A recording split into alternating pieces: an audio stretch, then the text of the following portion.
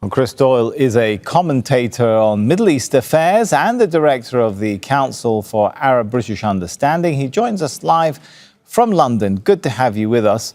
So let's just remind ourselves of the timeline. These talks collapsed on Sunday with a very negative tone from the US officials, from the vice president. Very positive tone now, just a few days later. How do we explain this turnaround? Has there been some substantial change in positions of either side?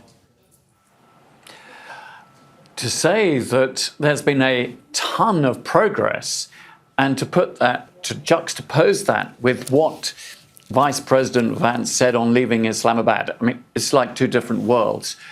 There hasn't, on the outside that we know of, been any great progress. But I think it does reveal that the Trump administration really does want to get to a deal. It does not want to see a re-emergence of a conflict in which it would not have that exit that it so craves.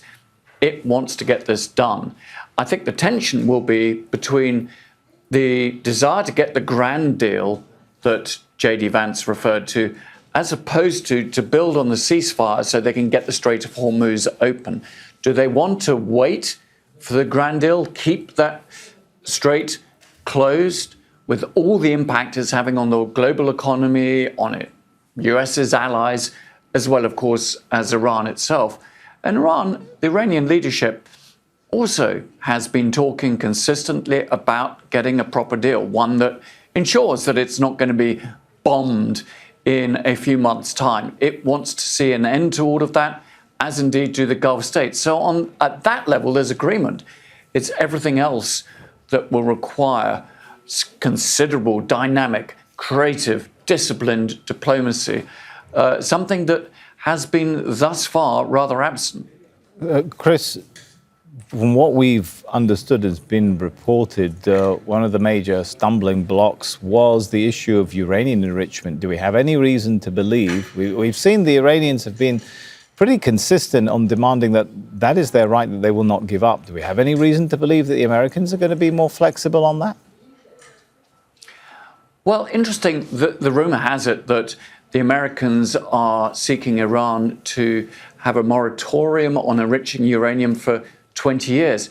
So that is at least accepting that Iran has a right to enrich. It's not saying you will never be allowed to enrich uranium. So that means it now is a question of trying to negotiate between the 5 years that Iran insists upon and the 20 years that is the Trump administration position.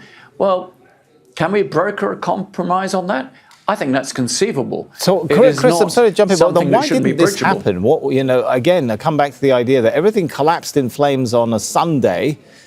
Monday, Tuesday, 3 days later, suddenly compromise is possible on this issue. I mean, it leaves you again scratching your head saying, why? We've all been scratching our heads pretty much every day of this war. I think that it was unlikely, though, that the two sides who aren't used to engaging with each other, certainly not at that level, Vice President, Speaker of the Iranian Parliament, were not going to agree at the first time of asking.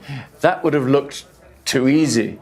Both sides need to appear as if they're being tough. So it may be a question really of the psychology of this all, that they will need to go through several rounds in order to appear as if this has been thrashed out, but both sides have made the necessary concessions. Of course, the longer that the ceasefire continues, the pressure still builds because of all the economic issues that prevail, both for Iran, US, and its allies. So the two sides, the clock is ticking for them. They've got to deliver sooner rather than later. One thing that is perhaps different going in is now we have this US blockade being imposed around the Straits of Hormuz. Do we know how much of an effective difference that makes? How to what extent even that this blockade is really working, given that CENTCOM haven't defined a maritime boundary for where is the line that the blockade begins and ends, right? So how do we even know, just because ships, there have been reports of ships going in and out of the Strait of Hormuz, how do we know if it's crossing the so-called line of the blockade? It's a very good question. There are reports that some ships, certain reports said 6 had turned around and didn't go through, but there are also other reports saying that other ships have made it through that strait. So how effective is this American blockade? I think this is all about trying to put pressure on Iran. It's all about also President Trump looking tough, as if he's not caving in. So is this for posturing or is it for real? In theory, the position of the American administration is this is to put economic pressure on Iran to demonstrate that they too will be paying an economic price, but also to its Asian customers, those who rely so heavily on Iranian energy, like China, but also other countries. But that is also risking the United States antagonizing some of its allies in Southeast Asia. The best thing that can happen is that they get back to that negotiating table with revised ideas, creative thinking, because I don't think that history shows that pressuring the Iranian regime typically bears a lot of fruit. Okay, we'll leave it there for now. Thanks so much for your analysis. That's Chris Doyle, commentator on Middle East affairs and director of the Council for Arab-British Understanding, joining us from London.